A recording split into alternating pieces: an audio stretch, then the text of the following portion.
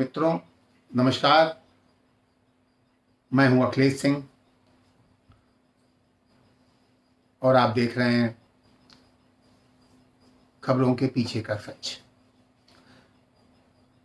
मित्रों, चुनाव रिजल्ट लगभग आ चुके हैं। एग्जिट पोल में जो दिखाया जा रहा है, मुझे उम्मीद है कि वही रिजल्ट में भी होगा। भाजपा प्रचंड बहुमत से जीत रही है और इस चुनाव का सबसे मुख्य बात यह है कि भाजपा पूरे देश में हर राज्य में कोशिश कर रही है कि उसका खाता खुल जाए।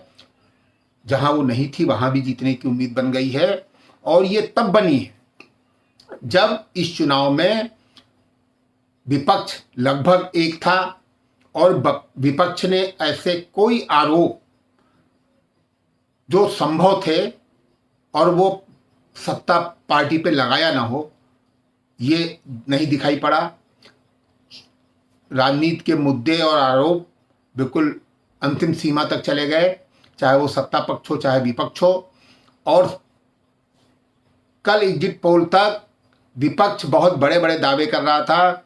लोगों को लग भी रहा था कि 10 साल जो पार्टी सत्ता में रही हो उसके खिलाफ थोड़ा माहौल जरूर बना होगा और विपक्ष को इसका फायदा होगा। लेकिन एग्जिट पोल जो दिखा रहे हैं और जो उम्मीद है कि भारतीय जनता पार्टी के मोदी जी के नेतृत्व में नेहरू जी के बाद पहली बार कोई प्रधानमंत्री तीसरी बार चुनाव जीतेगा। अब आप एक बहुत बड़ा बिंदु है आपके इस चुनाव में या भाजपा के लिए कि एक देश की एकमात्र ऐसी पार्टी है भारतीय जनता पार्टी जिसे समाज का एक 15 और 20% के बीच का एक वर्ग इसलिए वोट नहीं करता है कि उसे मजहबी दृष्टिकोण में भाजपा फिट नहीं बैठती है, इसलिए वो उसको वोट करता है जो भाजपा को हराता हुआ दिखता है। ऐसे कुछ जातिवादी तत्व हैं। मतलब शुद्ध बहुसंख्यकों के वोट के समर्थन के बावजूद भाजपा को 70% में से 52%, 100 में 52% वोट चाहिए, मतलब बहुमत से ज़्यादा वोट चाहिए, तब उनके प्रत्याशी जीतते हैं। अब प्रश्न यह है कि भारतीय जनता पार्टी इतनी 10 साल से सत्ता में है, एंटी इनकम्बेंसी होनी चाहिए, लोगों का विरोध होना चाहिए, लोकल प्रत्याशी के विरोध में वातावरण रहता है। और भारतीय जनता पार्टी का मोदी के आने के पहले ये इतिहास भी रहा है कि एक बार आती थी एक बार नहीं आती थी। लोग पार्टी प्रत्याशियों से बहुत नाराज रहते थे, लोकल उम्मीदवार के खिलाफ एक माहौल हो जाता था। भाजपा के कार्यकर्ता कुछ अपने व्यक्ति की ज़्यादा बुराई करते हैं। ये सब चीज़ें सारी दुर्गुणों के बावजूद भारतीय जनता मोदी जी ने ऐसा क्या कर दिया। और जैसे विपक्ष एक उम्मीद लगाए बैठा है कि मोदी जी कमज़ोर हों और हमें सत्ता मिले। योगी जी, आप योगी जी और मोदी जी के कार्य पद्धति को देख के आप एक बात समझिए कि मोदी जी और योगी जी या असम के मुख्यमंत्री या भारतीय इन सभी लोगों की वर्किंग देख के आप ये सोच सकते हैं, अगर आप ईमानदारी से आप इसकी समीक्षा करेंगे तो आपको लगेगा कि विकास भारतीय जनता पार्टी पहले भी करती रही है, कानून व्यवस्था में भी उसने काम किया है, दूसरी पार्टियों ने भी किया है। लेकिन जो सबसे बड़ा अंतर दूसरी पार्टी और भारतीय जनता पार्टी के वर्तमान नेतृत्व में है वो ये है कि ये सच को सच कहते हैं। सच ये है कि हिंदुस्तान में अभी तक बहुसंख्यक समाज के साथ जाति हो रही थी।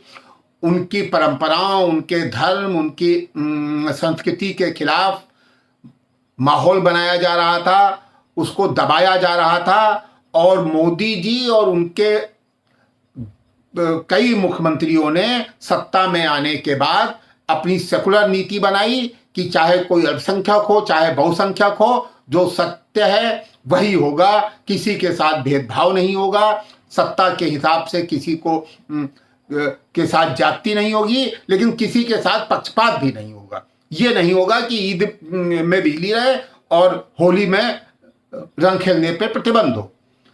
बल्कि योगी जी ने तो उत्तर प्रदेश की जाति व्यवस्था वाले प्रदेश को बिल्कुल जाति विहीन माहौल में इसलिए लाके खड़ा कर दिया क्योंकि उन्होंने सनातनवाद और राष्ट्रवाद और सेकुलरवाद का जबरदस्त प्रयास किया। भाजपा मैं इस वीडियो में केवल एक बात जो सबसे महत्वपूर्ण बताना चाहता हूं कि भाजपा कभी कमजोर नहीं होगी। अब विपक्ष ये मान के चले कि भाजपा तभी जाएगी जब वो खुद अपने हाथ से अपने पैरों पे कुल्हाड़ी मारेगी, और उसकी पहली कुल्हाड़ी ये होगी कि जब वो किसी भी कारण से कांग्रेस की तरह, अन्य पार्टियों की तरह सेकुलर बनने की कोशिश करेंगे, जब वो बहुसंख्यक समाज को छोड़ के सबको लेने की पहले की भाजपा सरकारों के नेताओं की तरह भी कोशिश करेंगे कि नहीं, अब हम दुनिया के बहुत बड़े सेकुलर नेता हो जाएं, तब भारतीय जनता पार्टी कमजोर होगी। भारतीय जनता पार्टी की सबसे बड़ी ताकत उसकी उत्तर प्रदेश और देश में स्पष्ट नीति, गरीबों की मदद, गुंडे बदमाशों के खिलाफ एक्शन और इस देश को सुरक्षित करने के प्रयास, यही सबसे मुख्य बिंदु थे।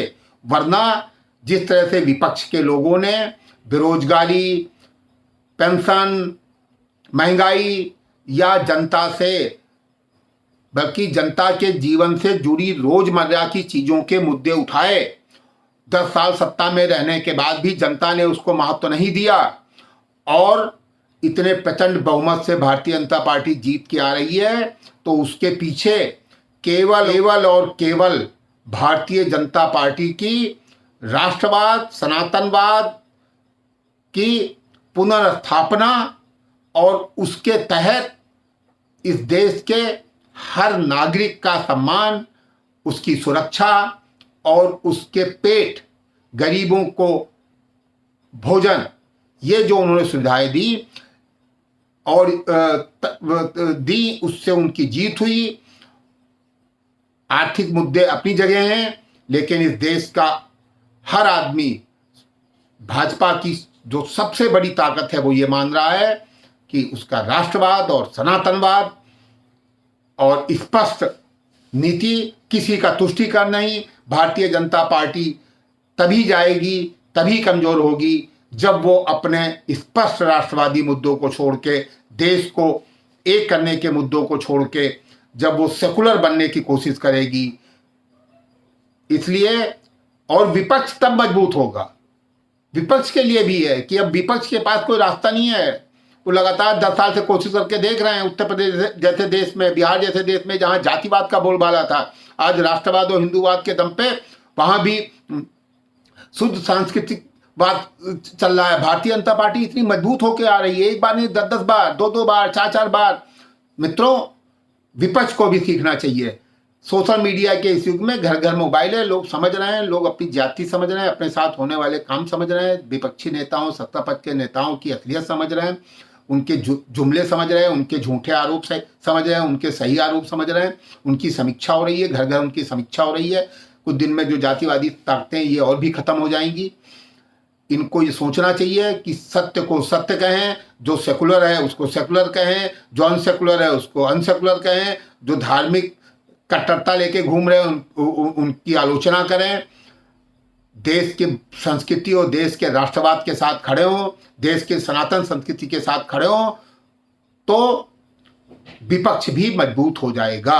अन्यथा विपक्ष भूल जाए कि उसे इस देश में जल्दी मौका मिलेगा। कम से कम मोदी जी के खिलाफ तो बिल्कुल नहीं, और उत्तर प्रदेश ही नहीं, हिंदुस्तान के जिन राज्यों में भारतीय जनता पार्टी के नेता योगी जी से और मोदी जी से सीख के अपने राज्य में स्पष्ट नीतियां लाएंगे, स्पष्ट बात करेंगे, बिना डरे, बिना रुके, बिना घबराए, बिना सहमे और बिना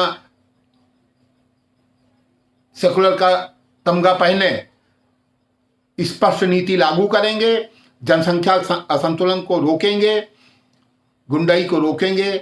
वहां भारतीय जनता पार्टी को कोई हरा नहीं सकता। आज के वीडियो पे जय हिंद।